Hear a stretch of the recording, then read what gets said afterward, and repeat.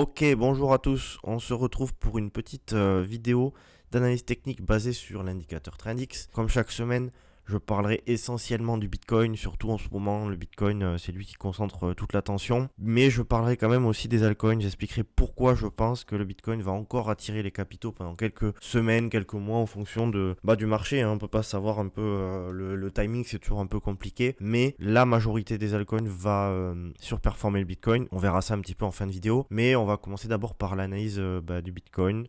Comme chaque semaine, je commence par montrer que voilà, même si on a quelques petites turbulences à court terme pour l'instant, il n'y a rien de catastrophique. Faut pas non plus se faire peur à chaque fois qu'il y a un peu de volatilité baissière. C'est vrai que depuis le top, entre guillemets, on a connu euh, une baisse de 15-17%, mais c'est pas non plus énorme par rapport à la volatilité du Bitcoin. Le Bitcoin est quand même capable d'avoir des volatilités bien plus élevées, on le sait. Je vais un petit peu sortir ça. Entre ces deux bornes et entre le dernier creux à 60 775 dollars ici, et puis le dernier sommet autour des 74 000 dollars par ici. Donc en fait, tant qu'on est dans cette situation-là, pour moi, il n'y a pas grand-chose. En hebdomadaire, tant qu'on est ici, c'est un peu du bruit. Moi, ce que j'aimerais, c'est avoir vous le savez, maintenant, je l'explique à chaque fois, c'est une clôture au-dessus du dernier plus haut, s'en servir comme support et repartir à la hausse pour aller chercher les 80 000 dans un premier temps et puis peut-être plus si on a de la volatilité haussière. Ce que je pense qu'on aura, mais bon, après, voilà, c'est clair que si on commence à faire quelque chose comme ça, ce sera pas forcément bon signe. On reviendra ici dans un premier temps et puis on verra un petit peu après ce qui pourrait se passer. Donc voilà, pour la tendance en hebdomadaire, on va voir un petit peu ce qui se passe en daily, sachant tout d'abord qu'il y a une petite... je vais enlever ça, hop. Petite situation qui change, c'est que je crois que si je dis pas de bêtises, je crois que le halving est attendu autour du 20 avril. À peu près, bon ça dépend parce que c'est pas une date précise. Pour ceux qui connaissent un petit peu, c'est une question de nombre de blocs et pas de date précise. Donc le halving, on va dire que c'est le 20 avril, c'est le 20, 21, on s'en fout. Qu'est-ce qui peut se passer d'ici là? Bon d'abord on va voir un peu la tendance, elle n'a pas changé. Pas vraiment depuis la semaine dernière. Creux sommet ascendant, pas de souci, ok. Et ensuite, à court terme, je disais, il y a 2 vidéos à peu près, je disais que, hop, cette zone-là, c'était une zone de support que je veux conserver. Je m'attends en fait à de la réaction acheteuse dans cette zone. On a créé une structure baissière ici en cassant ce creux et derrière en fait, donc on a cassé le dernier sommet ici et en fait on a pu inverser la tendance. D'ailleurs on a eu une belle réaction acheteuse ici, on a réussi à grimper de plus de 10%. Mais pour l'instant vous voyez le dernier sommet ici autour des 71 800 dollars, donc on va dire 72 000 dollars. Pour l'instant les vendeurs défendent cette zone, ce qui est totalement normal, puisqu'en fait il s'agit tout simplement de la dernière zone avant de marquer un plus haut historique. Voilà, pour moi c'est pas illogique. On aurait clôturé au-dessus.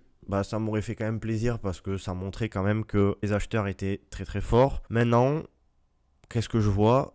Je vois que voilà, donc comme j'ai expliqué, creux et sommet ascendant à nouveau. Alors là, il s'est excité, on ne sait pas pourquoi. Donc creux et sommet ascendant à nouveau. On revient dans cette zone qui est censée être défendue, elle est défendue.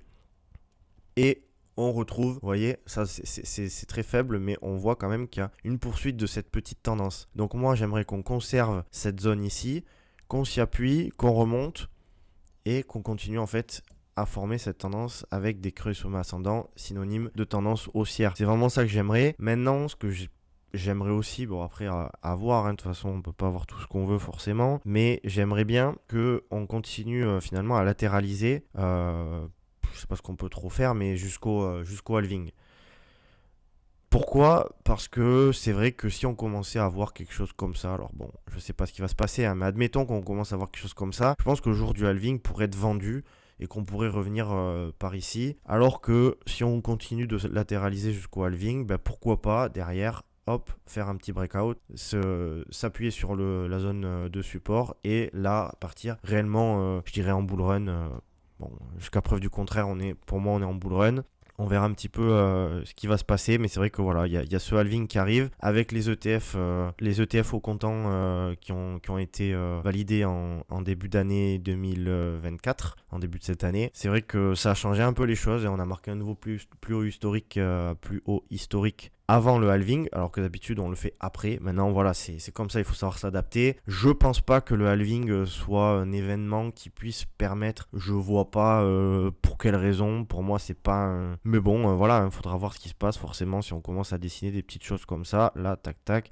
Bah, ce sera pas forcément positif, il faudra attendre un changement de tendance, mais on n'en est pas là encore. Pour ce qui est de Bitcoin, je pense qu'on a fait à peu près le tour. Ethereum qui a, il me semble, changé un petit peu. On va voir un peu tout ça. Donc bon voilà, comme je dis chaque semaine, creux sommet ascendant, aucun problème comme le Bitcoin. Ethereum un peu moins fort que le Bitcoin jusqu'à présent. Ethereum coincé finalement entre ces deux bornes aussi. C'est un gros range entre les 3000, on va dire 3050 $ et les 4100 $. Voilà, moi ce que j'aimerais c'est une petite cassure du dernier plus haut comme pour le Bitcoin et on repart à la hausse pour aller marquer un nouveau plus haut historique, je pense, sur Ethereum. Je vois pas pourquoi il en serait différent. Ce qui est plutôt intéressant à noter, c'est que les acheteurs ont l'air de vouloir défendre cette zone des 3400 3500 $. C'est plutôt positif, on va pas se mentir. C'est pas parce que ils l'ont défendu 2-3 fois que ça peut pas être enfoncé. Regardez un peu en journalier. En journalier, donc, on est toujours, on va dire, globalement haussier, même si j'aime pas trop cette clôture en dessous de ce creux ici. Voilà, quand je dis globalement haussier, c'est quand on regarde un peu tout ça, quoi. C'est-à-dire que certes ici, on a eu une belle chute, mais globalement, on a quand même une belle tendance, donc il n'y a pas de raison pour l'instant. Trendix a réussi enfin, le cours a réussi à rebondir sur Trendix. Maintenant, qu'est-ce qui se passe? Alors, je vous ai expliqué la semaine dernière que contrairement au Bitcoin, Ethereum n'avait pas réussi à casser ce dernier plus haut, permettant, voilà, comme je viens de l'expliquer, d'inverser cette dynamique. On est revenu ici sans casser ce dernier plus haut. Mais comme vous pouvez le voir, cette semaine, en fait, Ethereum y est parvenu. Ethereum a réussi à clôturer au-dessus de ce dernier plus haut. Donc pour moi, c'est clairement positif. En plus de ça, on voit qu'il y a une petite tendance haussière qui commence à se dessiner. Je ne serais pas étonné qu'on continue à faire ça et qu'on se retrouve au niveau des derniers plus hauts. Donc ça, faudra voir un petit peu. Mais bon, c'est plutôt positif, on va pas se mentir. C'est bien. Maintenant, voilà, encore comme je le dis, faut pas non plus crier victoire trop vite. Si on commence à faire ce genre de choses, c'est possible aussi. Donc bon, on verra un petit peu. Mais disons que voilà, les probabilités là, sont plutôt orientées vers la hausse. Je suis content. Disons qu'on a validé le fait que normalement, on a inversé la dynamique. Donc on est normalement orienté à la hausse sur Ethereum. Pas grand chose de plus à dire, pour l'instant on voit bien que cette zone fait quand même globalement résistance, cette zone qui est matérialisée donc par Trend Y. Ici, tac, vous voyez, là d'ailleurs il y a eu un rejet clair et net sur Trend Y. Et puis sinon cette zone voilà, qui a déjà repoussé une première fois, une deuxième fois, une troisième fois, une quatrième fois. Peut-être que maintenant c'est la bonne, mais on verra un petit peu. Donc je voulais parler aussi, de la dominance du Bitcoin. Si je me replace en hebdomadaire, on va regarder un peu la dominance. La dominance, elle est où? Dominance du Bitcoin ici. Donc pour ceux qui ne connaissent pas forcément la dominance du Bitcoin, qu'est-ce que c'est? Finalement, c'est un indicateur qui permet de savoir où se dirigent les capitaux. Voilà, par exemple, un très bon exemple, en 2017-2018, on a eu une baisse énorme de la dominance du Bitcoin, et tout ça là, tout ce que j'ai entouré, c'est du pur bonheur pour les alts, c'est là que les plus grosses performances se font. C'est absolument là qu'il faut être présent sur les altcoins. Après en 2018 on a eu le Bitcoin qui est remonté jusqu'à une dominance à près de 70%, et ensuite on a eu donc une deuxième, on va dire, vague de baisse qui a permis aux altcoins vraiment de performer. Alors on s'imagine pas, ça paraît pas si énorme que ça, quoique quand même il y a 50% de chute. C'est pas forcément facile toujours de se placer au bon moment, mais si on arrive un petit peu à être un peu à l'avance et donc à se placer quand finalement le Bitcoin surperforme encore le marché, mais qu'on est en bull market, on sait à un moment donné que ça va a priori se rediriger vers les altcoins, on arrive à choper finalement cette leg baissière, et là c'est plutôt le bonheur sur les alts, même si en 2021-2022 on n'a pas réussi à enfoncer ces plus bas. Donc vous voyez, ici on avait connu une chute énorme où on a enfoncé absolument tout ce qui était possible et imaginable. Bon, on n'avait pas non plus de résistance, enfin de support, pardon, dans ce sens. Ici, forcément, on avait ce support. On a cru pendant un temps qu'on allait casser ici, puis finalement, on l'a pas cassé et on est reparti à la hausse. Alors, qu'est-ce qui va se passer maintenant? La dynamique, là, pour l'instant, elle est quand même toujours à l'avantage globalement des boules. Globalement. On a eu récemment quelque chose qui pourrait s'apparenter à une baisse enfin, à une fébrilité au niveau de la dominance, puisque on a réussi à prendre ces creux. On n'arrive pas à repartir clairement au-dessus des derniers sommets. En hebdomadaire, pour l'instant, on n'arrive pas à changer de dynamique. Si on commence à faire quelque chose comme ça, à péter ces creux ici, oui, je pense qu'on peut commencer à avoir quelque chose d'intéressant sur les alts, avec les alts qui commencent à performer, alors même que le Bitcoin pourrait chuter, ou du moins à reprendre très très très vite la hausse quand le Bitcoin chute. Actuellement, c'est quand même pas le cas. Actuellement, qu'est-ce qu'on voit? On voit que quand le Bitcoin chute, les altcoins chutent. Quand le Bitcoin monte, les altcoins montent aussi. Donc, qu'est-ce qui va se passer à mon avis? À mon avis, ce qui peut se passer, si on tire un petit Fibonacci à peu près, tac, ici. Donc là, on voit que le premier arrêt, qui est donc cette zone ici, là, en rouge, a été cassée, on peut dire. On peut dire que ça a été cassé. On a eu une structure haussière au contact du premier arrêt. Souvent, qu'est-ce qui se passe dans ces conditions? Dans ces conditions, on revient souvent dans cette zone, ici. Voilà. Donc moi je pense que c'est pas impossible, c'est un peu le scénario. Alors je pensais qu'on pourrait peut-être éventuellement toper par ici, mais visiblement c'est pas le cas. Donc à voir. Pour l'instant Trendix est aussi en hebdomadaire. Je pense que c'est possible de revenir dans cette zone. Et une fois qu'on revient dans cette zone, là de former probablement un top de marché, enfin un top au niveau de la dominance. Et au final, pourquoi? Parce que ici en fait finalement si on top ici, c'est bien. Les alts vont commencer à avoir une petite rotation des capitaux, etc. Mais si on repart par ici, à mon avis, voilà, c'est un support qui pourrait une nouvelle fois faire support du coup. Et je veux dire, le cours pourrait une nouvelle fois rebondir. Alors que si on commence à aller plus haut, il y a plus de chances.